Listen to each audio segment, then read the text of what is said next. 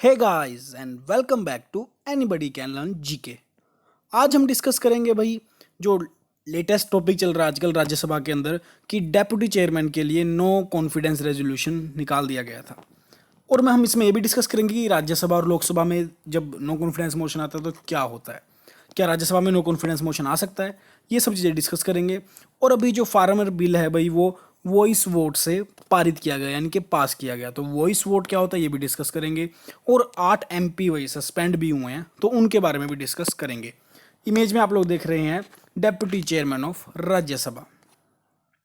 जैसे ही अभी monsoon session start हुआ था तो हरिवंश सिंह को फिर से, यानी कि पहले भी ये डेप्यूटी चेयरमैन थे राज्यसभा के, इनको री इलेक्ट किया गया। तो पहले क्वेश्चन तो ये बनता है कि मानसून सेशन के अंदर या फिर डेप्यूटी चेयरमैन कौन है राज्यसभा के करंट, ये क्वेश्चन भी बन सकता है। तो ये हैं हरिवंश सिंह। जो एनडीए लिखा हुआ भाई ये आप जानते होंगे कि जब कांग्रेस गठबंधन बनाती है तो यूपीए है, जब बीजेपी का गठबंधन है उसको एनडीए बोलते हैं, नेशनल डेमोक्रेटिक अलायंस। पहले डिस्कस करेंगे हम वॉइस वोट के बारे में। वॉइस वोट में होता क्या है भाई, जो प्रिजाइडिंग ऑफिसर होता है या फिर चेयर पे बैठा होता है, मान लीजिए बात कर रहा हूँ मैं, उस दिन जो थे भाई हमारे चेयरमैन जो थे वो एब्सेंट थे, किस कारण थे हम उस पर डिस्कस नहीं करेंगे। अब क्या था कि डेप्यूटी चेयरमैन जो थे वहाँ पर प्रिजाइडिंग ऑफिसर थे। अब उन्होंने क्या किया भाई, असेंबली में जब ये बिल पेश किया गया उसके फेवर में जो हुए लोग उनको यस या फिर ए, यानी कि आप देख सकते हैं कि ए यस लिखा जाता है अगर आप लोग राज्यसभा में देख रहे होंगे, और कितने नोज आएंगे, यानी कि कौन लोग नो करने वाले हैं। यानी कि आप लोगों को वोटिंग सिर्फ बोल कर ही करना है, हाँ और ना, यानी कि यस और नो में करना है। तो इस हिसाब से जो है वो इस वोट काम करता है। अब होगा क्या, जो चेयरपर्सन है वो डिसाइड करेगा, एस्टिमेट काउंट लगाएगा कि हाँ ज़्यादा आई हैं या ना ज़्यादा आई हैं। अगर हाँ ज़्यादा आई हैं इनके पास है, ना ज़्यादा आई हैं तो ना है, इनके बिल पास नहीं होगा। यानी कि जो भी ज़्यादा तेज़ से बोलेगा, यानी कि जिसकी आवाज़ ज़्यादा सुनाई देगी हाँ की या ना की, उसी हिसाब से ये डिस्कस किया जाएगा। अब इसमें देखने वाली बात ये है भाई कि जो साइड लाउडर बोलेगी वही एक तरह से बिल को पास करवा लेगी। इसका एडवांटेज ये है कि भाई वॉइस वोट से क्या है भाई, क्विक रिजल्ट मिलता है, ये इसका एडवांटेज है भाई।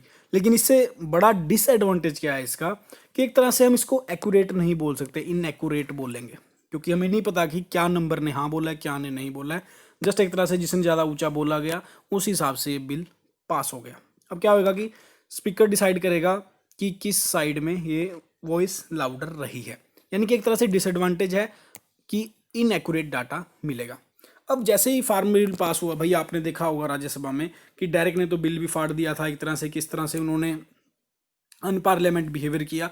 इसके साथ साथ जितने भी एमपी ने ऐसा किया उन सबको वाइस प्रेसिडेंट जो कि राज्यसभा के चेयरमैन होते हैं उन्होंने एक हफ्ते के लिए भाई सस्पेंड कर दिया है। नाम आप लोग देख रहे हैं, डेरेक ओब्रायन, संजय सिंह आप पार्टी से, राजीव सत्व, डॉक्टर सैयद नसीर, के रगेश, रिपुन बोरा, डोला सैन और ई करीम, यानी कि इन 8 एमपीज को सस्पेंड कर दिया गया है। अगली स्लाइड पे जाने से पहले अगर चैनल पर पहली बार आए तो फटाफट से सब्सक्राइब कीजिएगा। डेडिकेटेड अपलोड टाइम आप लोग देख रहे हैं। और आप लोगों को जो भी पीडीएफ चाहिए होती है वो टेलीग्राम पे मिलती है, टेलीग्राम का लिंक मैं डिस्क्रिप्शन में डाल दूंगा, वहां पर जाकर आप लोग पीडीएफ ले सकते हैं। और जब अब क्या हुआ भाई कि उन्होंने वॉइस वोट के दौरान ये सब काम किया तो उनके खिलाफ क्या किया, नो कॉन्फिडेंस रेजोल्यूशन की बात की गई। अब हुआ क्या कि राज्यसभा मेंबर जो थे 12 पोजीशन पार्टी के, उन्होंने एक नो कॉन्फिडेंस रेजोल्यूशन चलाया डेप्यूटी स्पीकर के अगेंस्ट। क्यों? क्योंकि उन्होंने फार्म बिल जो है वॉइस वोट के दौरान जो थे पास कर दिए गए, यानी कि बिल के ऊपर चर्चा ही नहीं करनी थी, बिल आया और यस और नो के तहत पे बिल पास कर दिया गया। इन्होंने यही कहा है कि डिप्टी चेयरमैन ने क्या किया है, लॉ को वायलेट किया है, parliamentary procedure practice of house. और उसने क्या किया भाई, he did not allow house to discuss the farm bill, यानी कि उसने बिल डिस्कस करने का मतलब अलो नहीं किया, तो ना ही राज्यसभा मेंबर जो थे इस पर बोल पाए, सीधा वोटिंग हुई। तो इस बेसिस के ऊपर ये रेजोल्यूशन उन्होंने लाया गया। लेकिन बाद में वाइस प्रेसिडेंट ने, जो कि चेयरमैन है, उन्होंने इसको रेजोल्यूशन को खारिज कर दिया। अगर आप लोगों की पॉलिटी अच्छी है भाई तो क्या आप मेरे को इसका आंसर दे सकते हैं? और मेरे को इस बात का पता है कि आप में से बहुत सारे लोग इसका आंसर गलत देने वाले हैं। चलिए देखते हैं कौन सही दे पाता है। कमेंट सेक्शन आपके लिए हाजिर है। इन केस अगर आप लोगों की नॉलेज इसमें अच्छी नहीं है तो इस क्वेश्चन का आंसर भी और साथ में और भी पॉलिटी के बहुत सारे क्वेश्चन पार्ट नंबर 6 में मैंने बहुत ही आसानी से डिस्कस किए हैं, आप लोगों को इसका आंसर वहाँ पर मिल जाएगा। आई बटन पे जाके क्लिक कीजिएगा, सीधा आप लोग पॉलिटी के पार्ट 6 पर पहुँच जाएंगे। अब हम बात करते हैं नो कॉन्फिडेंस मोशन की। जैसे कि मैंने थंबनेल में भी लगाया था कि दोनों में डिफरेंस क्या है लोकसभा और राज्यसभा के अंदर। पहली बात तो ये कि भाई राज्यसभा के अंदर नो कॉन्फिडेंस मोशन कभी आता ही नहीं है। हाँ, पर्टिकुलर चेयरमैन या फिर वाइस चेयरमैन के लिए आ सकता है, लेकिन एक पार्टी की तरह इनके सरकार के लिए नहीं आ सकता, क्योंकि सरकार हमारी लोकसभा में बनती है, ना कि राज्यसभा में। और लोकसभा में जो है भाई नो कॉन्फिडेंस मोशन लाया जा सकता है, सिर्फ 50 मेंबर के साइन चाहिए और रेजोल्यूशन आएगा। फिर उसके बाद वोटिंग होगी मेजोरिटी वाला, यानी कि अगर मान लीजिए फिर सरकार को भाई अपनी मेजोरिटी साबित करनी पड़ेगी, ठीक है। उसके बाद आया जाएगा और वोटिंग होगी। जैसे लास्ट टाइम आपने देखा हो 2019 के अंदर मोदी सरकार के अगेंस्ट भी टीएमसी एक वो ले आई थी, आई थिंक टीएमसी नहीं भाई, AIADMK, ठीक है। ये अविश्वास प्रस्ताव लेके आई थी, लेकिन वो इसमें फेल हो गई थी, यानी कि मोदी गवर्नमेंट ने अपनी मेजोरिटी प्रूफ कर दी थी। अब हम बात करते हैं सिर्फ राज्यसभा के अंदर डेप्यूटी चेयरमैन पोस्ट के लिए या फिर चेयरमैन पोस्ट के लिए नो कॉन्फिडेंस रेजोल्यूशन लाया जा सकता है, लेकिन ये लोकसभा की तरह सेम नहीं है, जो कि rule 198 of rule of procedure and conduct of Lok Sabha में लिखा हुआ है। क्योंकि लोकसभा का जो नो कॉन्फिडेंस मोशन है, अगर वो पास हो जाता है भाई, तो मतलब कि सरकार गिर जाती है, ठीक है। काउंसिल ऑफ मिनिस्ट्री गिर जाएगी।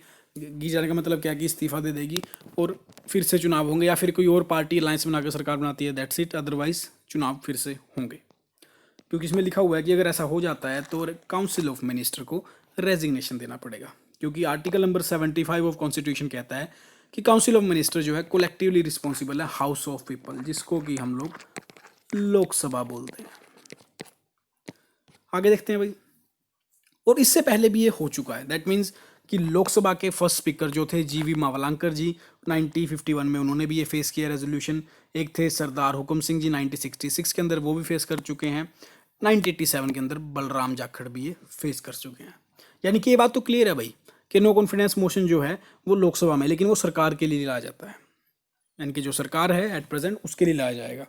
लेकिन अगर मैं बात करूँ राज्यसभा में, तो ये चेयरमैन वाइस चेयरमैन के लिए लाया जा सकता है। और दोनों अलग चीज़ें हैं भैया, इनको कंपेयर मतलब ये मत कीजिए कि दोनों ये सेम चीज़ हैं, अलग अलग चीज़ें दोनों।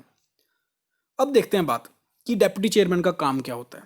पहली बात तो ये कि डेप्यूटी चेयरमैन जैसे चेयरमैन है, क्या वो राज्यसभा का मेंबर होता है भाई चेयरमैन? नहीं।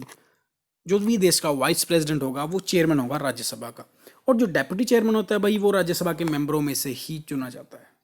अब हम बात करेंगे इनका रोल क्या होता है। डेप्यूटी चेयरमैन परफॉर्म करेंगे भी चेयरमैन की ड्यूटी, कब? जब उनका पद खाली होगा या फिर वाइस प्रेसिडेंट प्रेसिडेंट की एक्ट कर रहे हैं। मान लीजिए एट प्रेजेंट प्रेसिडेंट देश के एब्सेंट है या किसी कारणवश वो पोस्ट वेकेंट है, तो vice president will act as president. अब अगर वाइस प्रेसिडेंट प्रेसिडेंट काम देखेंगे भाई, तो वाइस प्रेसिडेंट काम कौन देखेगा भाई? तो वो ऑब्वियस ही बात है, वो डेप्यूटी चेयरमैन देखेगा। मैं बात कर रहा हूँ राज्यसभा के कंटेक्स्ट में। या फिर किसी ना किसी तरह से PM की प्रेसिडेंट की कुर्सी खाली है तो वाइस प्रेसिडेंट एक्ट कर रहा है। उसके बाद अगर मान लीजिए चेयरमैन एब्सेंट है, जैसे कि उस दिन का केस था जिस दिन ये सब हंगामा हुआ कि वेंकैया नायडू एब्सेंट थे, तो उनकी जगह पर हरिवंश सिंह ने एज ए चेयरमैन काम किया, ठीक है। इस तरह से वो चेयरमैन एक्ट कर सकते हैं। इन दोनों केसेस के अंदर उनके पास चेयरमैन की सारी पावर होंगी, लेकिन वोट कास्ट का उनको अधिकार तभी मिलेगा जब टाई हो जाएगा, यानी कि येस और नो के लिए वोट डाला है और दोनों में टाई अप हो गया। मान लीजिए 120 वोट इसको मिली, 120 इसको मिली, तो क्या ये पास होगा? नहीं होगा। उस समय पर भाई जो डिसाइडिंग वोट होगा उसको क्या बोलते हैं? कास्टिंग वोट बोलते हैं। कास्टिंग वोट, ये देखिए उस समय पर कास्टिंग वोट होगा। अगर इस तरफ गया तो भाई पारित हो जाएगा, अदरवाइज फेल हो जाएगा। लेकिन ये तभी होएगा जब टाई होगा, और चेयरमैन के केस में भी ऐसा ही है भाई। अब देखते हैं हम कि इनको हटाया कैसे जाता है, क्योंकि इसी के बारे में हमारी बहस जो थी काफ़ी देर से चल रही थी। According to article 90 of the constitution, deputy chairman अपना ऑफिस खाली करेगा 3 केसेस के अंदर। पहली बात, अगर वो राज्यसभा के मेंबर रहते ही नहीं है, ऑब्वियस ही बात है। तो सेकंड, अगर वो रेजिग्नेशन दे दें। तीसरा, एक रेजोल्यूशन पास किया जाए majority of all the member of Rajya Sabha, such as resolution moved after giving 40 day advance notice, यानी कि 14 दिन का एडवांस नोटिस देना पड़ेगा। उसके बाद रेजोल्यूशन जो है वो चलाया जाएगा। लेकिन वो क्या चाहिए भाई? मेजोरिटी चाहिए सभी के मेंबर की, यानी कि ये सिर्फ राज्यसभा में ही होगा भाई, लोकसभा से इसका कोई लेना देना नहीं है। और एक स्टैटिक जीके आपके लिए ये है कि फर्स्ट डेप्यूटी चेयरमैन जो थे वो थे एस वी कृष्णमूर्ति राव। आप लोग चाहें तो इस क्वेश्चन का आंसर भी दे सकते हैं, अदरवाइज आप लोग फिजिक्स के पार्ट 11 में जाकर देखिएगा। तो ये था आज का हमारा सेशन भाई, काफ़ी करंट टॉपिक था। कोई डाउट है तो आप लोग मुझे कमेंट सेक्शन में पूछ सकते हैं, डाउट सेशन के अंदर मैं आपका ये डाउट जरूर क्लियर करूंगा। और वीडियो अच्छी लगे तो लाइक करें, अगर आपको समझ आ रहा है तो शेयर भी करें ताकि और बच्चे भी हमारे साथ जुड़ पाएँ। और पहली बार आए तो सब्सक्राइब कीजिएगा। तो चलिए जल्दी मिलेंगे नए वीडियो के साथ, तब तक के लिए देखते रहिए एनीबॉडी कैन लर्न जीके। जय हिंद, जय भारत।